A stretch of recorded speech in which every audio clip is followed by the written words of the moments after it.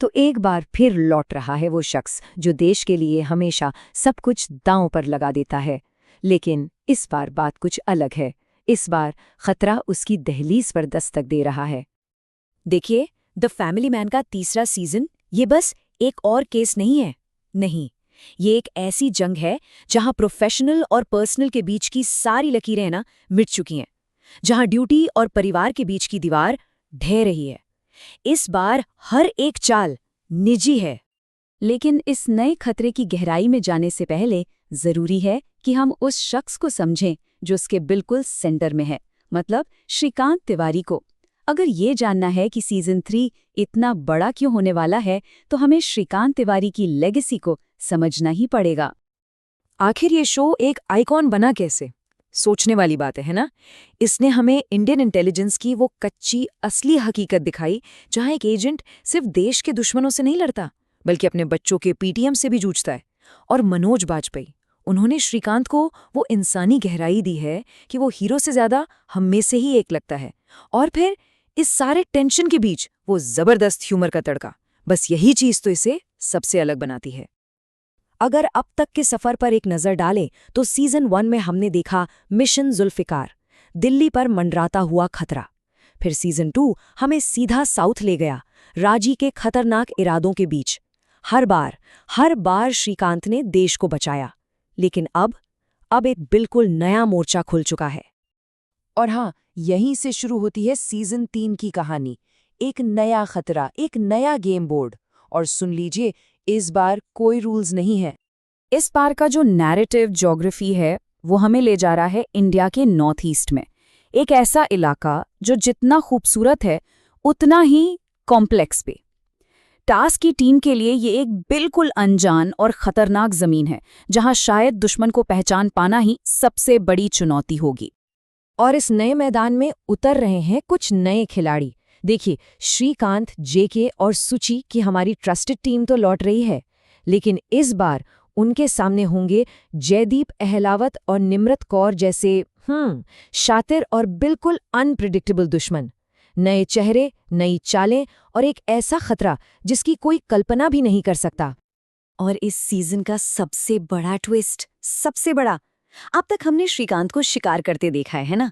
लेकिन इस बार शिकारी खुद शिकार बनेगा।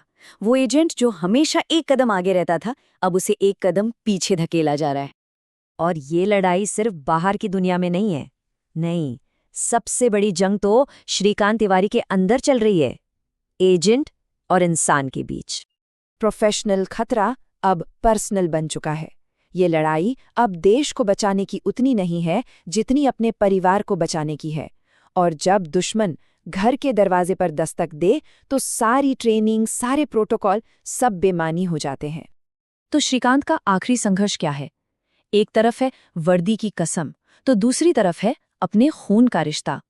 एक तरफ देश और दूसरी तरफ वो लोग जिनके बिना उस देश का कोई मतलब ही नहीं। ये सिर्फ एक एजेंट की दुविधा नहीं है, ये एक पिता का इम्तिहान है। और यही इस सीजन का सबसे बड़ा सवाल बन जाता है। श्रीकांत तिवारी अब सिर्फ एक एजेंट नहीं है, वो एक इंसान भी है जो अपनों को बचाने के लिए लड़ेगा।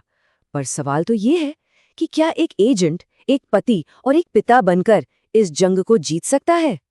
चलिए अब थोड़ा पीछे हटते हैं और ये समझते हैं कि आखिर ये शो इंडियन एंटरटेनमेंट की दुनिया में एक लैंडमार्क क्यों बन गया है।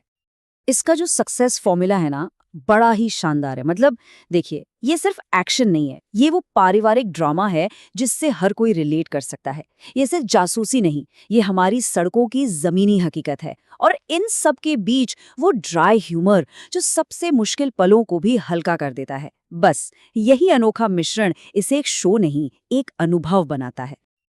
अगर हम इसकी तुलना बॉर्न या जैक रायन जैसी ग्लोबल स्पाई सीरीज से करें तो फर्क बिल्कुल साफ दिखता है।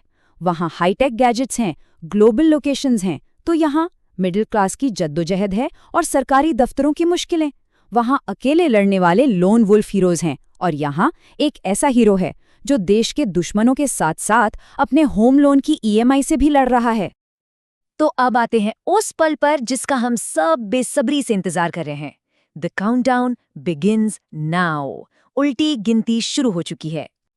वो तारीख अपने कैलेंडर में मार्क कर लीजिए, 21 नवंबर 2025 इंडिया का सबसे मानवीय, सबसे ह्यूमन जासूस प्राइम वीडियो पर लौट रहा है। तो याद रखिएगा, द फैमिली मैन सीजन 3, क्योंकि इस बार ये सिर्फ एक मिशन नहीं है, इस बार द गेम इज पर्सनल।